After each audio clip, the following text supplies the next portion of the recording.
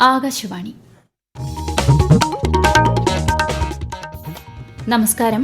പ്രാദേശിക വാർത്തകൾ വായിക്കുന്നത് കൃഷ്ണ പ്രകൃതി.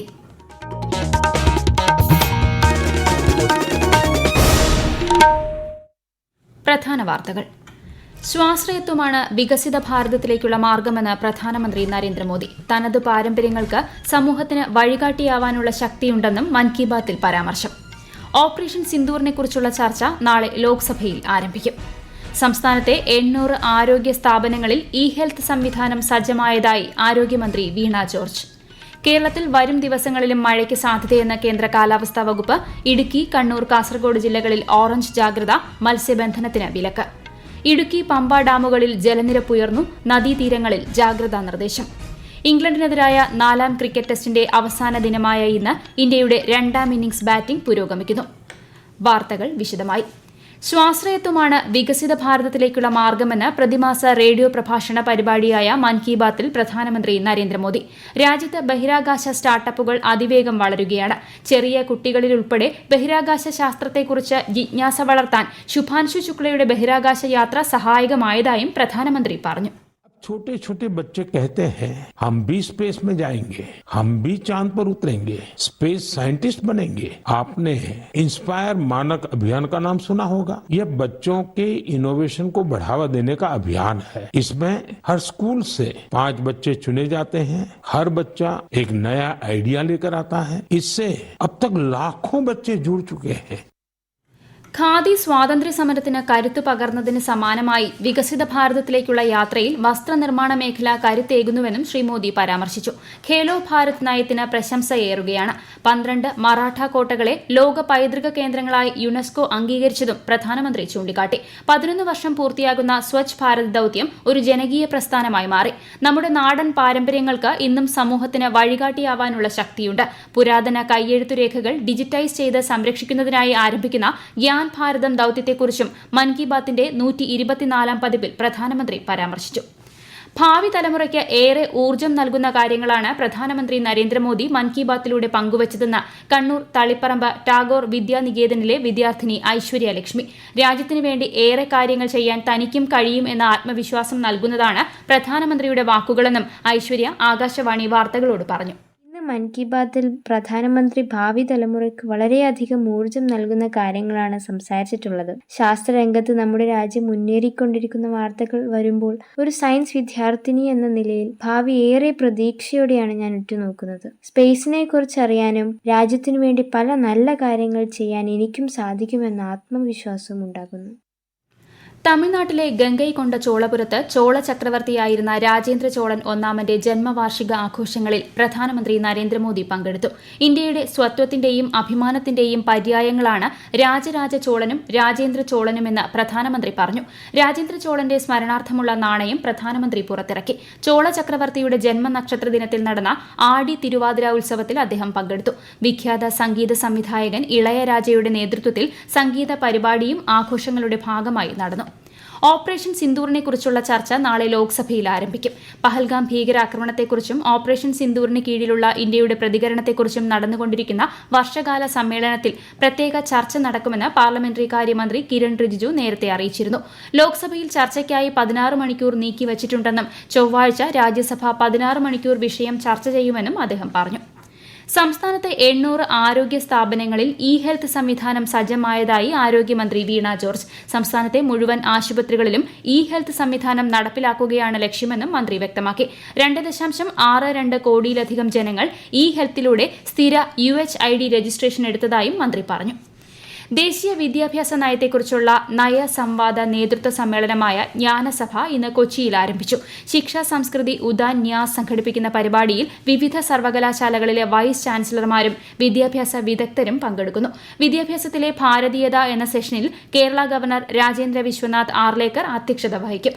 RSS മേധാവി മോഹൻ ഭാഗവത് മുഖ്യപ്രഭാഷണം നടത്തും. ആറന്മുളയിൽ ദേവസ്വം ബോർഡ് ഏർപ്പെടുത്തിയ പ്രത്യേക വള്ളസദ്യകൾക്ക് തുടക്കമായി. 11 മണിയോടെ തന്നെ കൂപ്പൺ വാങ്ങിയ ആളുകൾ ഊട്ടുപുരയിൽ എത്തിച്ചേർന്നിരുന്നു. അതിനിടെ ദേവസ്വം ബോർഡിന്റെ തീരുമാനം പിൻവലിക്കണമെന്നാവശ്യപ്പെട്ട് പള്ളിയോട സേവാസംഘം പ്രവർത്തകരും ആറന്മുള പൈതൃക ഗ്രാമസമിതി പ്രവർത്തകരും പ്രതിഷേധിച്ചു. വഞ്ചിപ്പാട്ട് പാടി ക്ഷേത്രത്തിന് വലം വച്ച് ദേവസ്വം കമ്മീഷണറുടെ ഓഫീസിലെത്തി പ്രതിഷേധക്കാർ ഹർജി സമർപ്പിച്ചു. തിരുവനന്തപുരം മൃഗശാല ജീവനക്കാരനെ കടുവ ആക്രമിച്ചു. കൂട് വൃത്തിയാക്കുന്നതിനിടെയാണ് സൂപ്പർവൈസർ രാമചന്ദ്രനെ കടുവ ആക്രമിച്ചത്. പരിക്കേറ്റ ഇദ്ദേഹത്തെ തിരുവനന്തപുരം മെഡിക്കൽ കോളേജ് ആശുപത്രിയിൽ പ്രവേശിപ്പിച്ചു. പരിക്ക് സാരമുള്ളതല്ല എന്ന് മൃഗശാല അധികൃതർ അറിയിച്ചു. ഈ വാർത്തകൾ ആകാശവാണിയിൽ നിന്ന്. ആകാശവാണി വാർത്തകളും വാർത്താധിഷ്ഠിത പരിപാടികളും All India Radio News Thiruvananthapuram YouTube ചാനലിലും All India Radio News Thiruvananthapuram Facebook പേജിലും AR News_ തിരുവനന്തപുരം ഇൻസ്റ്റഗ്രാം അക്കൌണ്ടിലും AR News_TVM X ഹാൻഡിലും ലഭ്യമാണ്.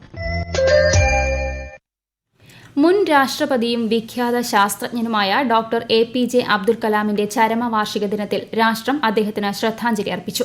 ഇന്ത്യയുടെ ബഹിരാകാശ മിസൈൽ വികസന മേഖലകളിൽ ഡോക്ടർ കലാം വഹിച്ച പങ്ക് നിർണായകമാണ്.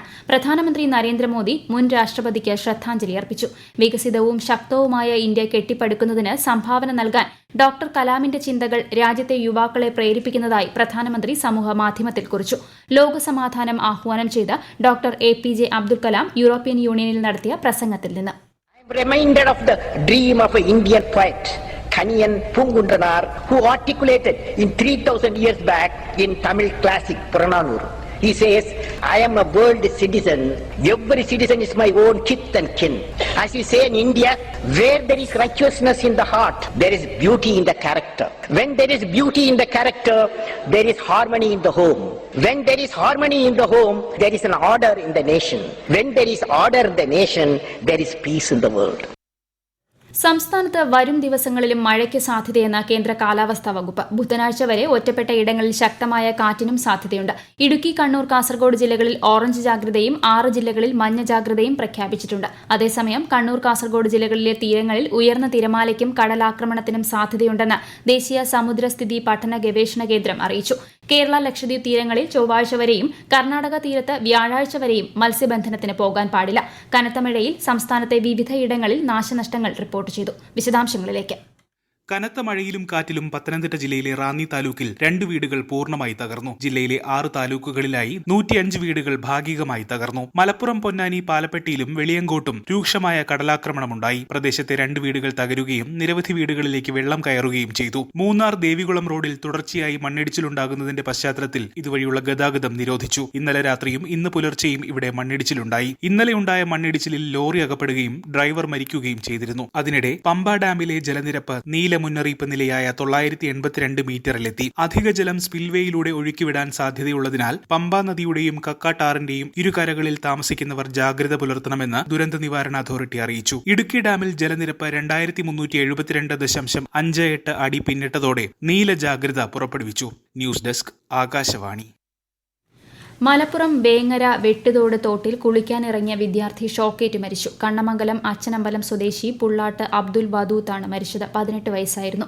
മഴയെ തുടർന്ന് തോട്ടിലേക്ക് തകർന്നു വീണ വൈദ്യുതി കമ്പിയിൽ നിന്നാണ് ഷോക്കേറ്റത്. കുപ്രസിദ്ധ കുറ്റവാളി ഗോവിന്ദചാമി കണ്ണൂർ സെൻട്രൽ ജയിലിൽ നിന്നും പുറത്തു കടക്കുന്നതിന്റെയും സെല്ലിന്റെ അഴികൾ മുറിച്ചു മാറ്റിയതിന്റെയും ദൃശ്യങ്ങൾ പുറത്ത്. 2 ഇരുമ്പ് കമ്പികൾ മുറിച്ചു മാറ്റിയാണ് ഗോവിന്ദചാമി പുറത്തിറങ്ങിയത്. സെല്ലിന്റെ കമ്പികൾ മുറിച്ച് ജയിൽ സുരക്ഷാ ഉദ്യോഗസ്ഥർ അറിയാതിരിക്കാൻ നൂലുകൾ കൊണ്ട് കെട്ടിയിരുന്നു. നൂല് കെട്ടിയിരിക്കുന്നത് എന്തിനെന്ന് ജയിൽ വാർഡൻ ചോദിച്ചിരുന്നെങ്കിലും സെല്ലിലേക്ക് എലി കയറുന്നതിനാലാണ് താഴ്ഭാഗം കെട്ടിമറച്ചതെന്ന് ഗോവിന്ദചാമി മറുപടി നൽകി.